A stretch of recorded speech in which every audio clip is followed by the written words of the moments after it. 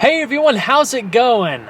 For today's video, we're going to be taking an in-depth look at the all-new 2019 Volkswagen Jetta. In this review, I'm going to cover all of the ins and outs, from performance to features, pricing, and so much more. I'll also take it for a thorough drive and show you many of the unique aspects throughout the interior as well as exterior. So, without further ado, let's go ahead and start her up and let her run.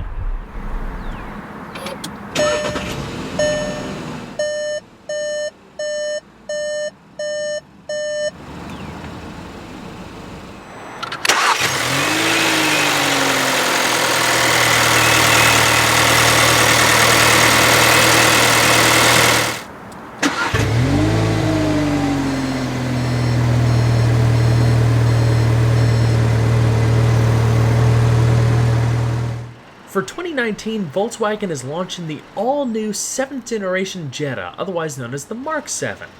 The Jetta is one of the world's most successful sedans, with more than 17.5 million units sold worldwide since it was first introduced in 1979.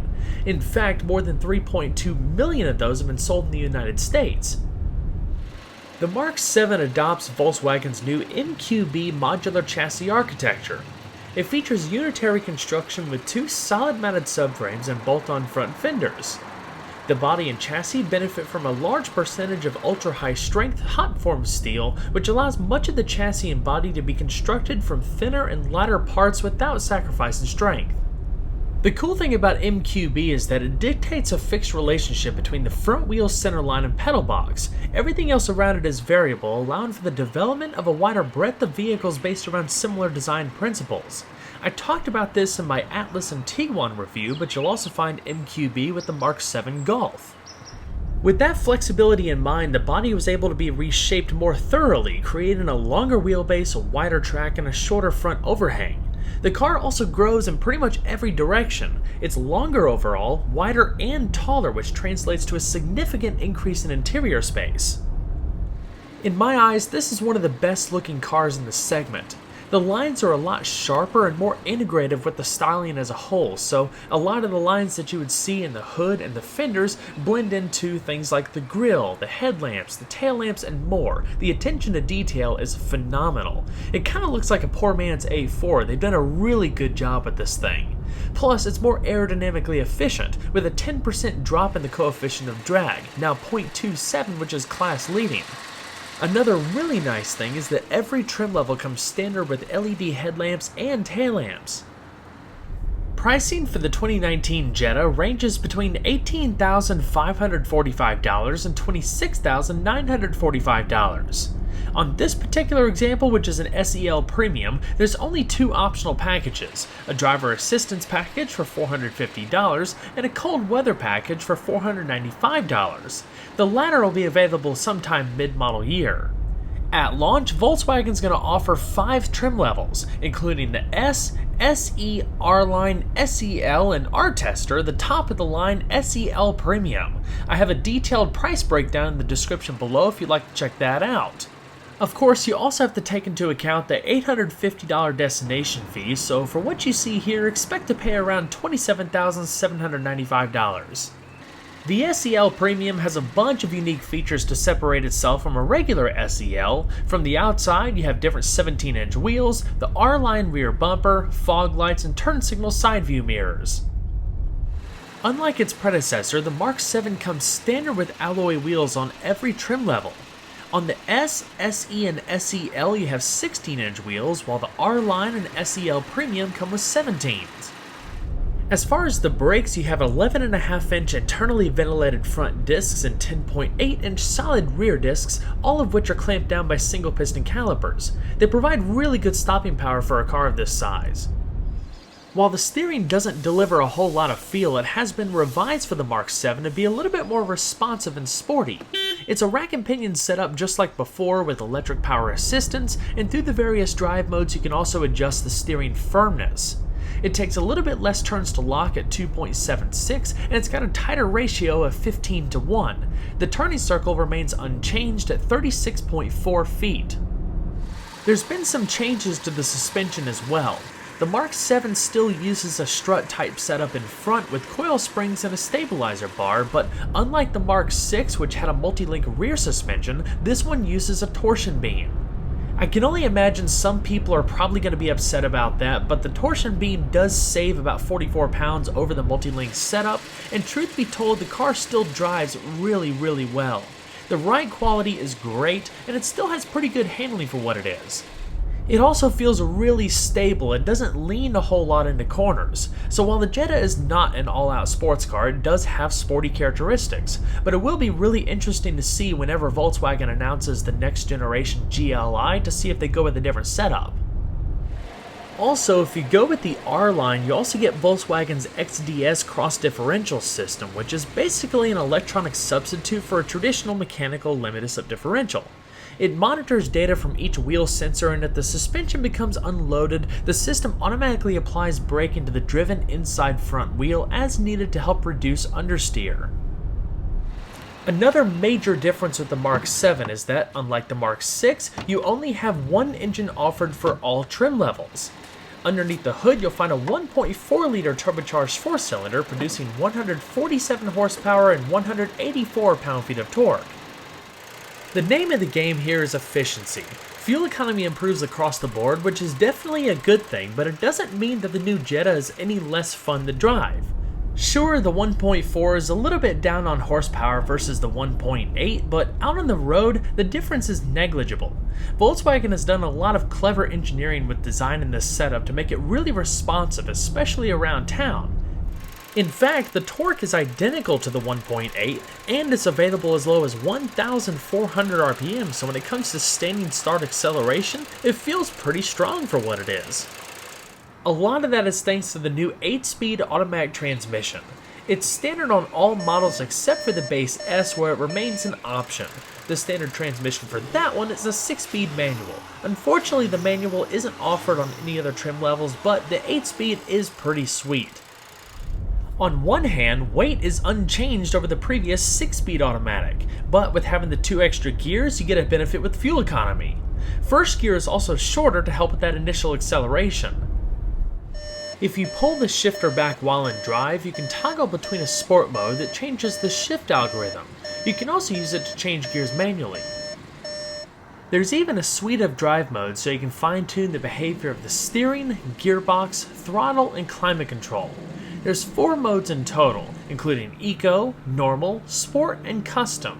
Custom allows you to individually program the different parameters if you didn't want one of the preset ones. If you put it into Sport mode, it also changes the color of some of the interior lighting. Aside from just being smaller, there's several key things that separate the 1.4-liter engine from the 1.8. For starters, this one uses an aluminum block instead of an iron block. There's an air-to-water heat exchanger built directly into the intake manifold in place of an intercooler. Also, the exhaust manifold is integrated into the cylinder head, leading to quicker response as the gases have less distance to travel before hitting the turbo. And to cap it all off, there's variable intake and exhaust valve timing with 4 valves per cylinder. Like the 1.8, this one also uses direct fuel injection, but it has a higher compression ratio of 10:1. As far as fuel economy, the new Jetta is rated between 30 miles per gallon in the city and 40 miles per gallon on the highway. You can expect an average of around 34 miles per gallon for both the manual and the automatic transmission. It runs on 87 octane, so it'll be relatively cheap to fill up, and there's a 13.2 gallon tank. On top of that, with the automatic transmission, you also get a fuel-saving auto start-stop feature.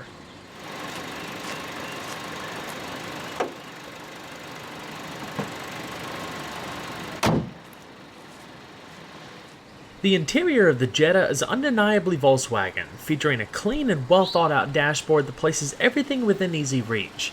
As expected, build quality is excellent for the segment. There's plenty of soft touch surfaces, excellent insulation from wind and road noise, and a general air of solidity. Plus, on the SEL and SEL Premium, you get a 10-color LED ambient lighting system that accents the dash, door panels, and more. It feels very much like a budget-priced Audi, as even the base model offers a pretty high level of standard equipment for the segment. Also, being that the Mark 7 is larger than the Mark 6, you can expect more headroom, knee room, and shoulder room for all passengers. My favorite thing about the interior is the driver-focused dashboard. Everything is arranged in an easy-to-read, horizontal fashion, and both the infotainment system and climate controls are angled towards the driver. On the SEL Premium, you get a power-adjusting driver's seat that includes two-way power lumbar and 3 memory presets. The passenger seat is manually adjustable. The seats are on the firm side, but they offer great lateral and lower back support. On the entry model, cloth upholstery is standard. The SE and SEL add leatherette, while the SEL Premium gets genuine leather as well as heated and ventilated front seats. Heated rear seats and a heated steering wheel will be available with the aforementioned cold weather package.